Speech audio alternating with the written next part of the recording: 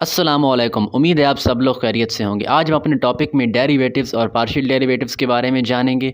Machine learning के algorithms को design करने में डेरिवेटिव्स क्या काम सर अंजाम देते हैं और आर्टिफिशियल न्यूरल नेटवर्क्स में वेट्स को एडजस्ट करके एरर को किस तरह डिक्रीज़ किया जाता है और उनमें डेरिवेटिव्स का क्या काम होता है।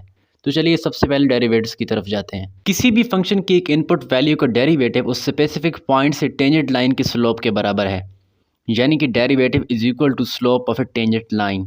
इसको हम एक्सप्लेन करते हैं, लेकिन इससे पहले डेरिवेटिव को समझना काफ़ी ज़रूरी है। डेरिवेटिव की इक्वेशन आपके सामने है D of F x divided by D of x. इस इक्वेशन में डी ऑफ एफ एक्स का मतलब किसी फंक्शन के कोई से दो पॉइंट्स के दरमियान डिफरेंस और डी ऑफ एफ एक्स का मतलब एक्स की वैल्यू में बहुत ही छोटा सा डिफरेंस या चेंज।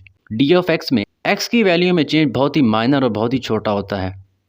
इस term D of F x और डी ऑफ एक्स का मतलब ये होगा कि अगर हम एक्स की वैल्यू में बहुत ही छोटा सा चेंज करें तो फंक्शन एफ ऑफ एक्स किस तरह चेंज होगा, आया कि फंक्शन इंक्रीज़ होगा या डिक्रीज़ होगा। आइए अब समझते हैं कि slope of tangent line derivatives के कैसे बराबर है। If function F of X is equal to X square को एग्जांपल के तौर पर हम लेते हैं। देख सकते हैं कि अगर हम फंक्शन में एक्स की वैल्यू को 3 पे रखें तो एफ ऑफ एक्स की वैल्यू 9 है। अगर हम x की वैल्यू को थोड़ा सा आगे की तरफ बढ़ाएं, यानी जब x की वैल्यू 3.001 हो जाए तब f ऑफ x की वैल्यू 9.006 हो जाएगी। अगर इन दोनों पॉइंट्स का स्लोप निकालें तो स्लोप ये होगा change in y over change in x, delta y over delta x। क्योंकि स्लोप का मतलब y के दोनों पॉइंट्स का डिफरेंस डिवाइडेड बाय x के दोनों पॉइंट का डिफरेंस होता है, तो इन दोनों पॉइंट्स पे स्लोप की वैल्यू 6 आ जाएगी। इसी जगह पर अगर आप x की वैल्यू में जो चेंज है उसको और भी ज़्यादा छोटा करें तो दोनों पॉइंट्स बहुत ही ज़्यादा नज़दीक क्लोज आ जाएंगे। हालांकि इससे पहले ये फंक्शन पर दो अलग अलग पॉइंट्स थे, लेकिन जब हमने x की वैल्यू को और भी ज़्यादा छोटा किया, x की वैल्यू को और भी ज़्यादा कम किया, तो इतने ज़्यादा कम होने पर x के पॉइंट्स इतने नज़दीक आ जाएंगे कि फंक्शन के ऊपर एक टेंजेंट लाइन ड्रा हो जाएगी, यानी कि वो एक ही पॉइंट बन जाएगा, उस पॉइंट पर एक टेंजेंट लाइन ड्रा हो जाएगी। ऐसा हो जाने पर x2 माइनस x1 यानी कि चेंज इन x इतना छोटा हो जाएगा कि उसको हम d ऑफ x लिख देंगे, यानी कि x की वैल्यू में बहुत ही छोटा सा चेंज। और इस सूरत में हम चेंज इन y का नाम d ऑफ एफ एक्स रख सकते हैं, क्योंकि हम जो भी चेंजिंग x में करेंगे उसका इफ़ेक्ट फंक्शन पे पड़ेगा। तो इस लिहाज से slope of a tangent line और डेरिवेटिव्स उस पॉइंट पे दोनों बराबर हो जाएंगे।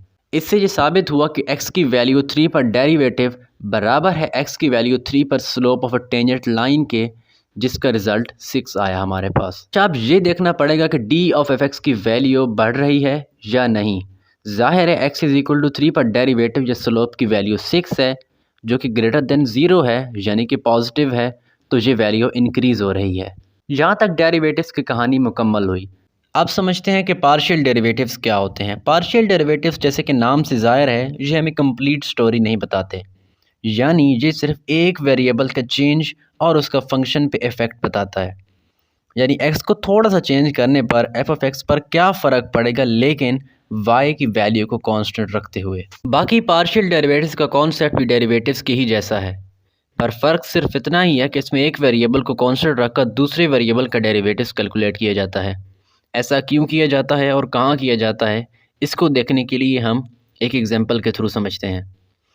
2 डायमेंशनल में हमने डेरिवेटिव से स्लोप या उसकी वैल्यूज़ फाइंड की, लेकिन 3 डायमेंशनल में हमें प्रॉब्लम फेस करना पड़ती है, क्योंकि हमारे पास 3 एक्सिस होते हैं।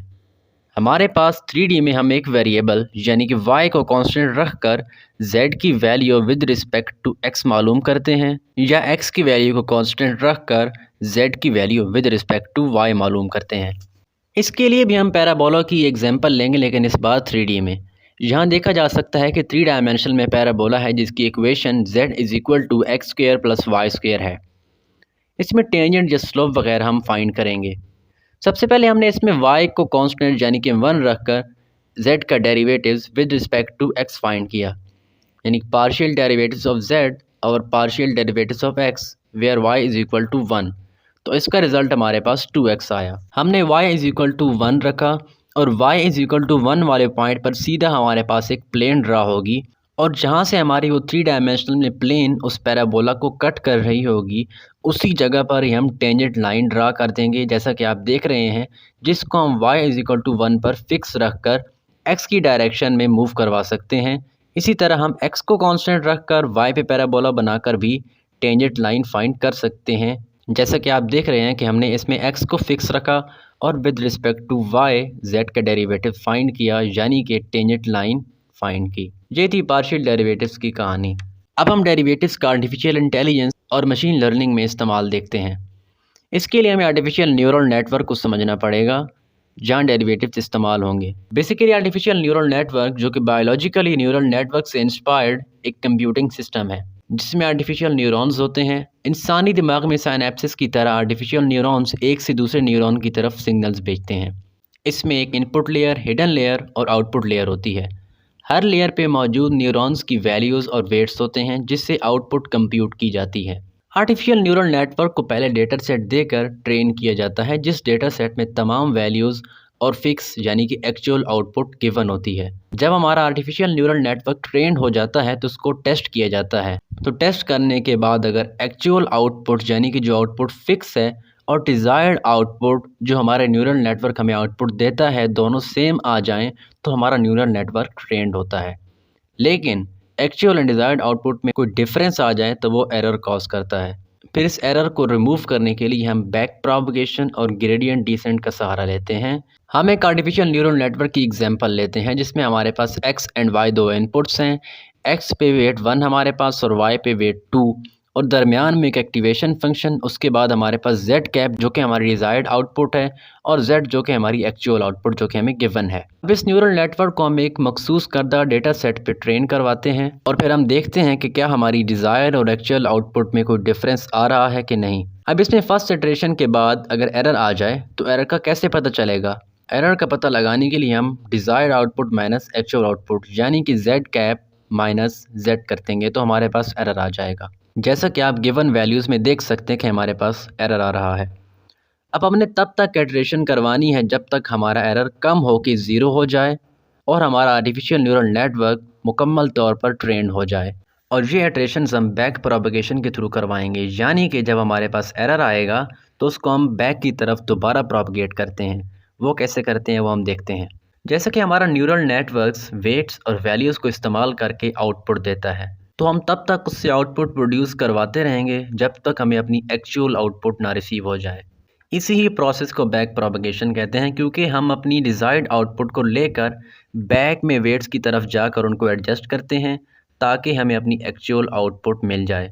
इसलिए बैक प्रोपगेशन में हमारा न्यूरल नेटवर्क बार बार वेट्स को चेंज करेगा और जिस फंक्शन के ज़रिए हम अपनी सारी वैल्यूज़ और वेट्स का एरर निकालेंगे उस फंक्शन को हम कॉस्ट फंक्शन या ग्रेडियंट डिसेंट कहते हैं, जिसका फार्मूला ये है डिज़ायर और एक्चुअल आउटपुट का डिफरेंस और तमाम इटरेशंस की वैल्यूज़ का सम और उनका होल स्क्वायर।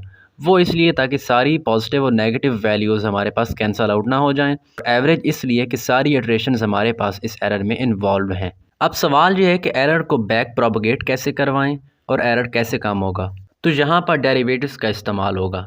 ज़रा डेरिवेटिव्स की डेफिनेशन को याद करें जो डेरिवेटिव्स के पोर्शन में पढ़ी थी कि अगर हम x की वैल्यू को थोड़ा सा चेंज करें तो f ऑफ x ज़्यादा होगा या कम। सेम चीज़ यहाँ पर अप्लाई होगी कि हम इनपुट x को थोड़ा सा चेंज करें तो हमारे पास एरर ज़्यादा होगा या कम, यानी कि हम इसमें एरर का डेरिवेटिव लेंगे, यानी कि ये हमारे पास बन जाएगा d of error over d of x। हमने यहाँ पर x क्यों रखा, यहाँ पर हमारे पास पार्शियल डेरिवेटिव्स का इस्तेमाल आ जाता है कि जिसमें अगर हमारे पास मल्टी लेयर न्यूरल नेटवर्क हो तो उसमें हम कुछ वेरिएबल्स को कांस्टेंट रख के दूसरे वेरिएबल्स की बिना पर डेरिवेटिव्स लेते हैं। यहाँ पर हमने y को कांस्टेंट रख के x की बेस में एरर का डेरिवेटिव लिया।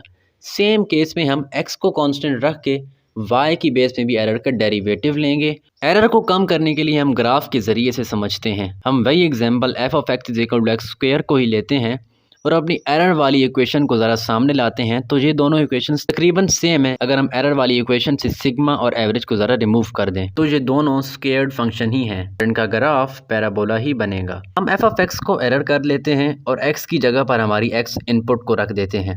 अब x की वैल्यू 2 पे हमारा एरर 4 है, यानी काफ़ी ज़्यादा है। इसी पॉइंट पे अगर हम डेरिवेटिव निकालें तो वो टेंजेंट लाइन का स्लोप है जो कि पॉजिटिव है और डेरिवेटिव भी वही है जो कि वो भी पॉजिटिव है। अगर हम x को लेफ़्ट साइड पे हल्का सा चेंज करें यानी x की वैल्यू कम करें तो एरर भी कम होगा। तो डेरिवेटिव्स में हम ऐसा ही करते थे। और दूसरी तरफ भी अगर हम x की वैल्यू को राइट साइड पे थोड़ा सा मूव करें तो इससे भी हमारा एरर कम होगा। फिर इसी हिसाब से बैक प्रोपगेशन में जाके हमारे वेट्स एडजस्ट होंगे।